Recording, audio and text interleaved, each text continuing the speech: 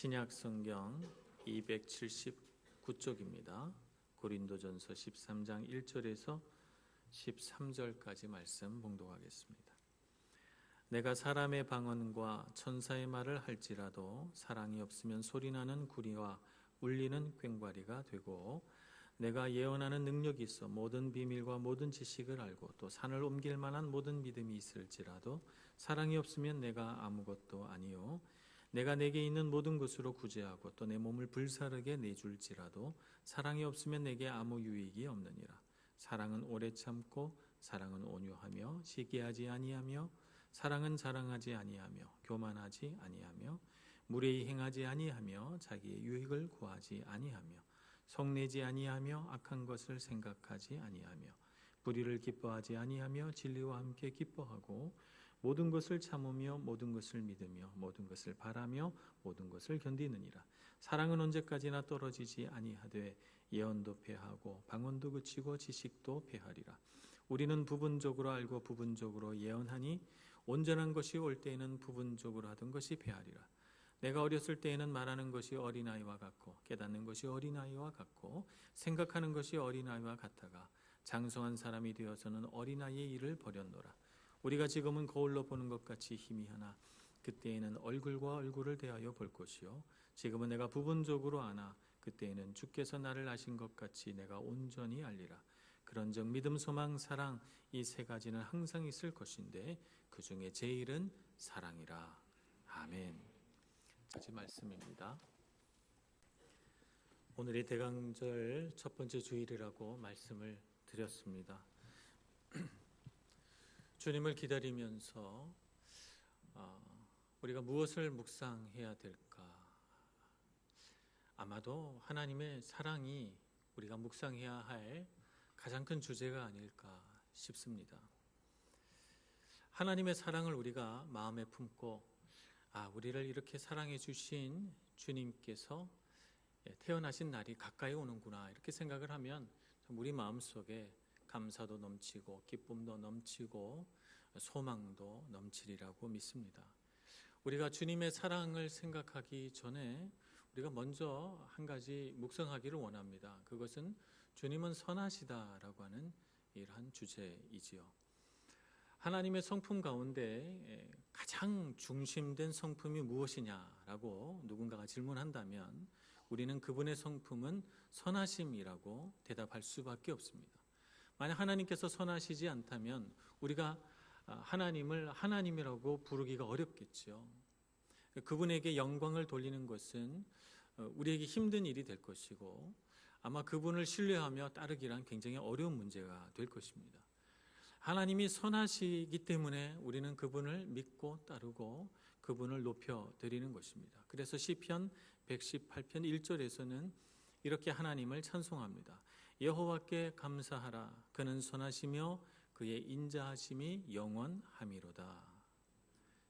아멘입니까? 하나님은 선하신 분이십니다. 그분의 선하심에서 인자하심이 흘러나오는 것이죠.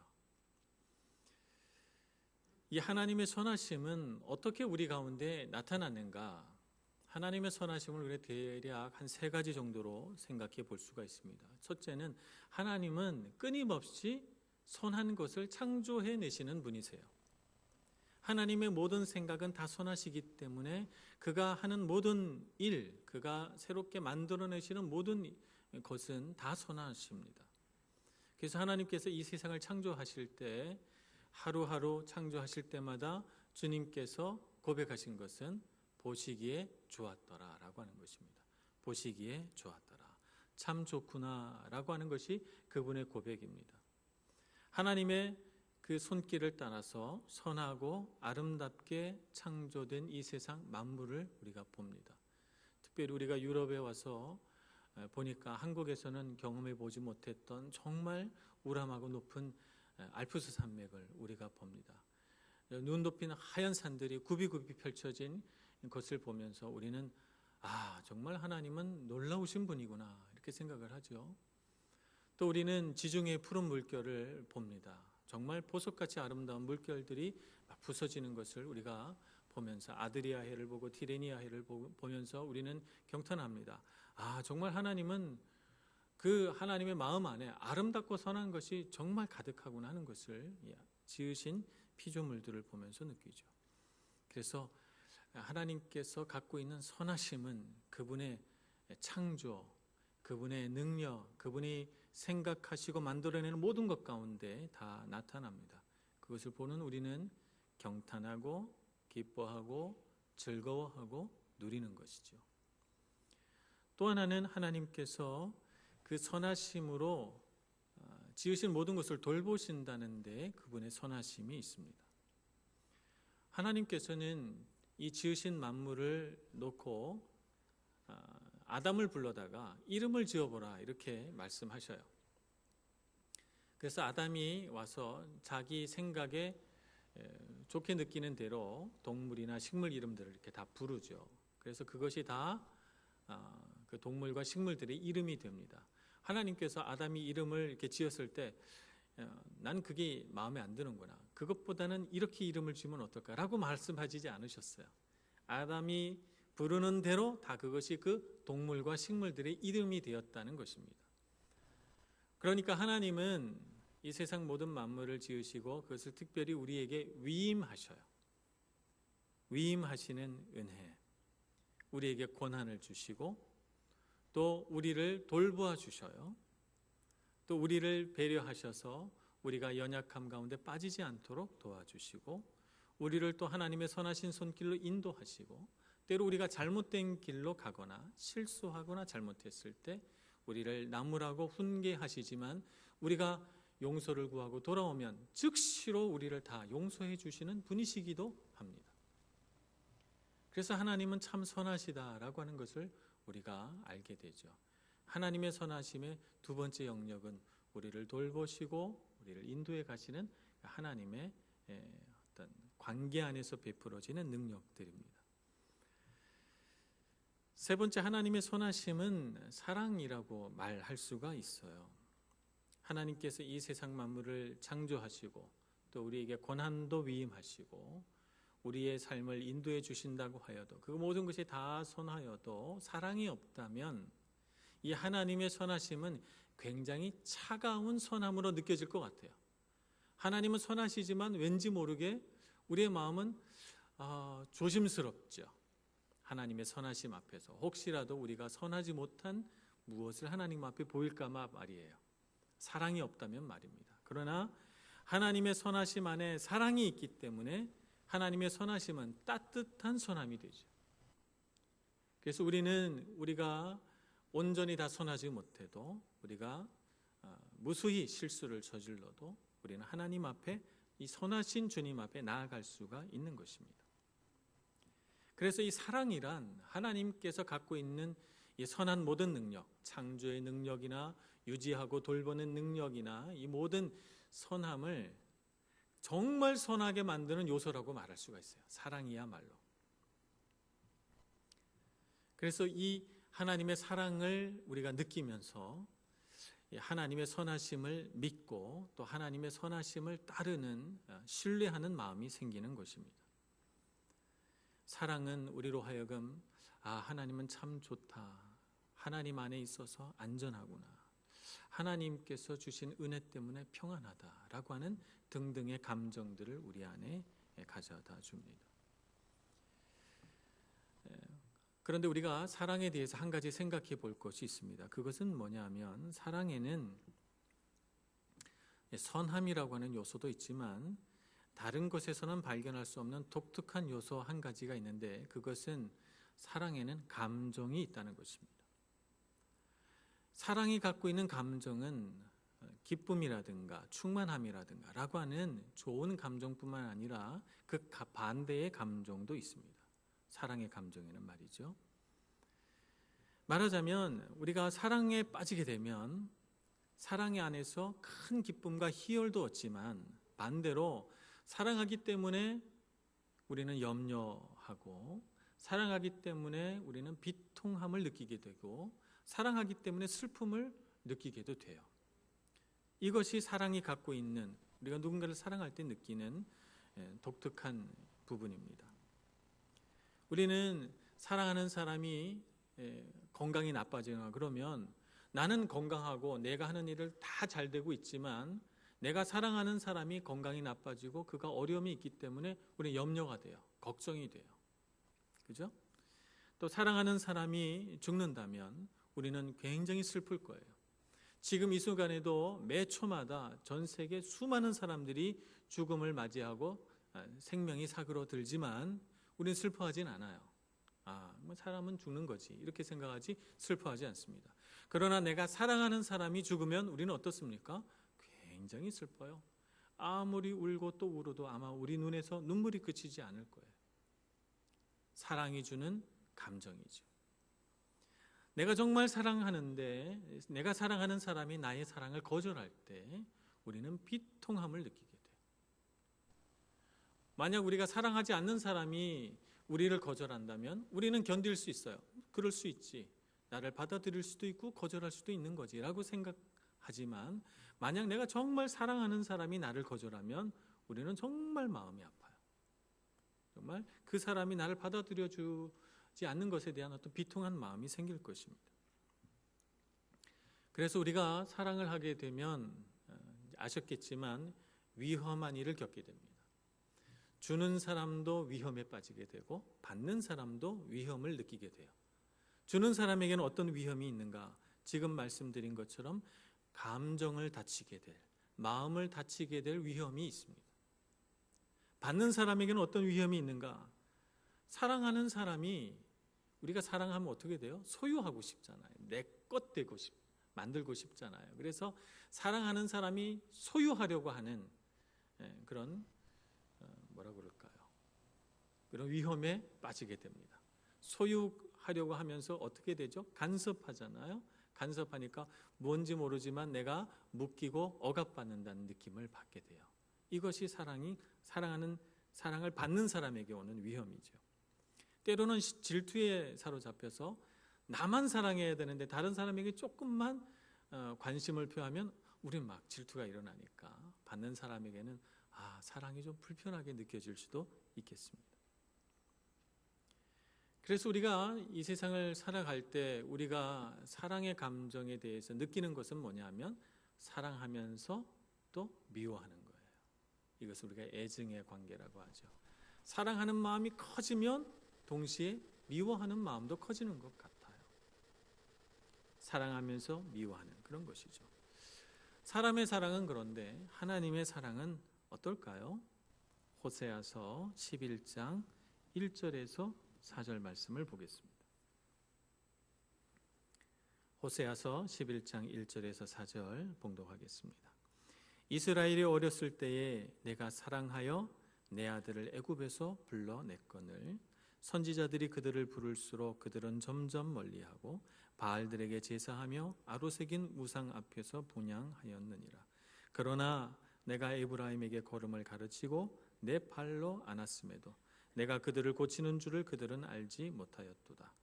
내가 사람의 줄 곧 사랑의 줄로 그들을 이끌었고 그들에게 대하여 그 목에서 멍에를 벗기는 자같이 되었으며 그들 앞에서 먹을 것을 두었노라. 아멘. 그러니까 이스라엘에게 하나님은 마치 아버지 같아서 아버지 같은 마음으로 애굽 땅에서 이끌어내고 걸음을 가르치고 팔로 안아주고 그리고 하나님을 벗어나서 자기 마음대로 살려고 하고 우상에게 절해도 하나님께서 야단치지 않고 불러내서 하나님의 사랑 가운데 살도록 그렇게 이끌어 오셨다는 거예요. 8절 말씀도 한번 보겠습니다. 에브라임이여 내가 어찌 너를 놓겠느냐 이스라엘이여 내가 어찌 너를 버리겠느냐 내가 어찌 너를 아드마같이 놓겠느냐 어찌 너를 스고인같이 두겠느냐 내 마음이 내 속에서 돌이키어 나의 긍휼이 온전히 불붙듯 하도다. 이스라엘을 향한 하나님의 백성을 향한 하나님의 마음은 불붙는 듯한 사랑입니다. 하나님의 사랑이 얼마나 큰지 하나님을 알지 못하고 하나님 곁을 떠나려고 하는 이 이스라엘 백성들을 향한 하나님의 마음은 불붙는 것 같은 사랑이에요. 요한복음 10장 14절 말씀을 보겠습니다. 하나님 아버지의 사랑은 호세아서에 나타난 그와 같은 사랑이고, 하나님의 아들 예수 그리스도의 사랑은 어떤 사랑인가? 요한복음 10장 14절 15절 말씀을 봉독하겠습니다. 나는 선한 목자라. 나는 내 양을 알고 양도 나를 아는 것이 아버지께서 나를 아시고 내가 아버지를 아는 것 같으니 나는 양을 위하여 목숨을 버리노라. 예수님의 사랑은 선한 목자와 같은 사랑이신데, 이 선한 목자 되신 주님은 자기 양들을 너무 사랑하셔서 예수님은 양을 알고 양은 예수님을 알고, 이 사랑의 관계 안에서 예수님이 사랑을 보여주시는 방식은 자기 목숨을 버리는 사랑입니다. 요한복음 15장으로 가보겠습니다. 요한복음 15장 9절에서 14절 말씀 제가 한번 봉독하겠습니다. 아버지께서 나를 사랑하신 것 같이 나도 너희를 사랑하였으니 나의 사랑 안에 거하라. 내가 아버지의 계명을 지켜 그의 사랑 안에 거하는 것 같이 너희도 내 계명을 지키면 내 사랑 안에 거하리라. 내가 이것을 너희에게 이름은 내 기쁨이 너희 안에 있어 너희 기쁨을 충만하게 하려 함이라. 내 계명은 곧 내가 너희를 사랑한 것 같이 너희도 서로 사랑하라 하는 이것이니라. 사람이 친구를 위하여 자기 목숨을 버리면 이보다 더 큰 사랑이 없나니 너희는 내가 명하는 대로 행하면 곧 나의 친구라. 아멘. 주님께서 우리를 친구로 여기시고 우리를 위하여 목숨을 버리심으로 그분의 사랑을 우리에게 보여주셨습니다. 이런 사랑을 보여주시면서 우리에게 주신 계명은 우리도 이와 같이 서로 사랑하라는 말씀이지요. 그러니까 하나님 아버지의 사랑은 오래 참으시고 기다리시고 인내함으로 사랑하시는 사랑이십니다. 예수님의 사랑은 자기 자신을 버리시는 사랑이시죠. 이것이 진정한 사랑입니다. 사랑의 가장 큰 특징을 하나 꼽으라면, 사랑은 우리 마음속에 있는 자기중심적인 사랑, 자기만을 자기를 제일 많이 사랑하고 그 다음에는 다른 사람을 사랑하고자 하는 이런 자기중심적인 생각을 내려놓게 합니다. 그래서 나보다 다른 사람을 더 사랑하는 마음을 갖게 해주죠. 자기 자신을 사랑하는 이 사랑을 다른 사람에게 투입함으로써 그 사람을 자기처럼 사랑하는 그런 마음이 사랑의 가장 큰 특징이라고 볼 수가 있어요. 그렇기 때문에 우리가 신앙생활을 하면서 항상 자기중심적인 생각을 버려야 된다라고 말하지만, 정말 자기중심적인 생각이 버려지는 순간이 언젠가 하면 사랑하는 순간입니다. 자녀의 예를 한번 우리가 들어볼까요? 우리가 자녀를 낳아서 이렇게 키우다 보면 어떤 생각이 들 때가 있는가 하면, 내가 내 자녀, 내 아들이나 딸을 위해서 죽을 수도 있겠다 하는 생각을 가질 때가 있습니다. 만약에 우리 자녀가 어디 콩팥이 나빠져서 그것을 떼내고 이식 수술을 받아야 한다면 누가 하겠어요? 아마 제일 먼저 부모가 검사받고 내 콩팥 다 떼어주라고 말할 것입니다.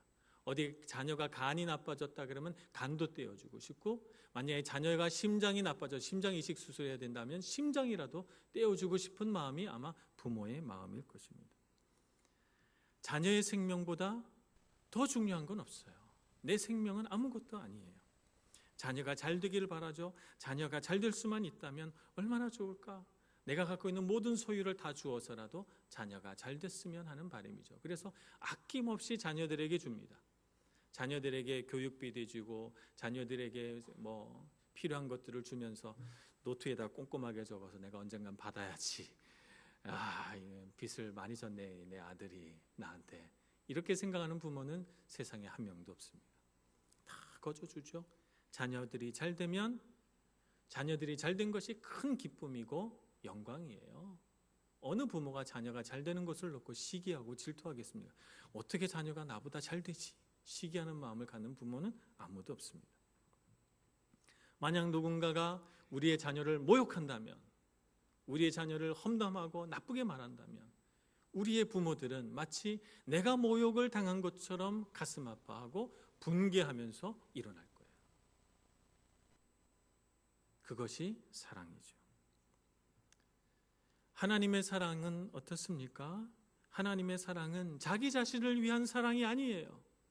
하나님의 사랑은 하나님이 높아지고자 하는 사랑이 아니고 하나님께서 뭔가를 더 소유하려고 하는 욕심에서 나온 사랑이 아니고 하나님의 사랑은 자기를 포기하고 우리를 위한 사랑이죠. 우리에게 다 주고자 하는 아버지의 사랑입니다.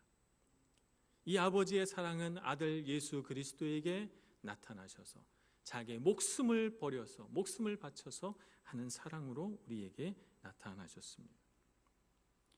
하나님의 사랑은, 예수님의 사랑은 우리가 이 세상 속에서 경험하는 것처럼 소유하려고 들고 간섭하고 억압하고 그래서 우리가 다른 어떤 사람에게 조금도 관심을 주지 않도록 우리를 숨막히게 하는 그런 사랑이 아닌 것입니다.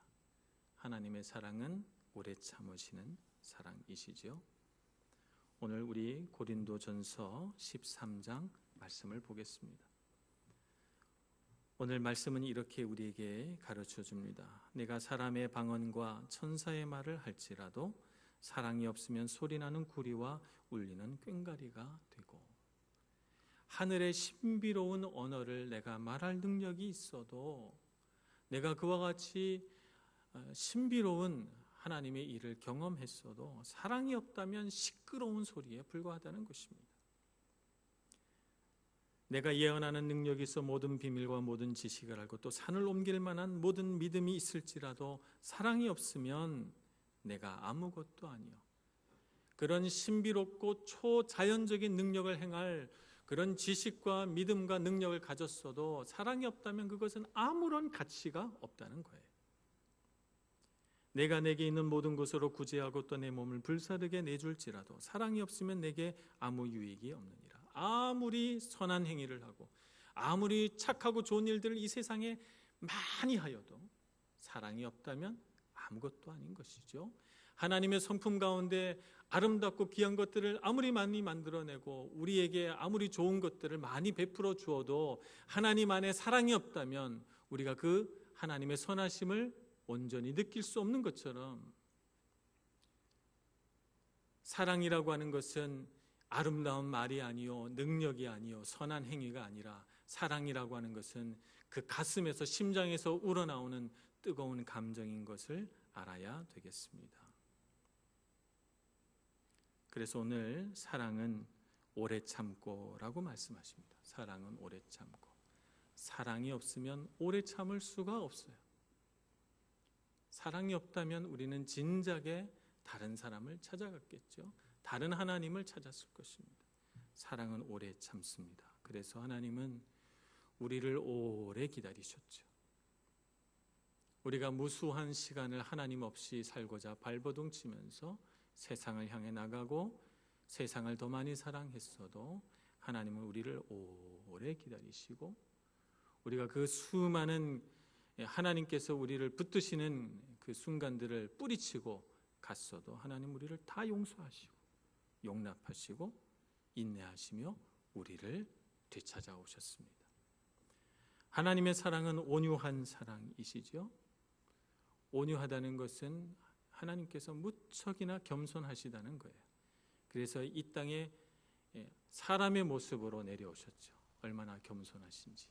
사람의 모습으로 오셔서 우리의 종이 되셨습니다. 자기를 낮추시고 죽기까지 복종하셨으되 십자가에 죽으셨어요. 이 땅을 살아가시면서 그는 수많은 불의와 고난과 고통 가운데 자기 자신이 드러났지만 그 모든 것들을 다 감수하셨습니다. 오래 참으실 뿐만 아니라 온유하시며 겸손하시고 부드러우신 주님을 봅니다. 그렇기 때문에 사랑이란 시기하는 것은 사랑이 아닙니다. 사랑한다고 하면서 자랑하는 것은 사랑이 아닙니다. 사랑한다면서 자기를 높이고 교만한 것은 사랑이 아닙니다. 사랑하면서 무례하게 행동하는 것은 사랑이 아닙니다. 사랑하면서 자기의 유익이 먼저인 것은 사랑이 아닙니다. 사랑한다고 하면서 성내는 것은 사랑이 아닙니다. 사랑한다고 하면서 악한 생각이 가득하고 불의를 행하는 데 부지런하다면 그것은 사랑이 아닙니다. 사랑은 주님께서 우리에게 보여주신 것처럼 모든 것을 참으며 모든 것을 믿으며 모든 것을 바라며 모든 것을 견디는 사랑인 줄로 믿습니다.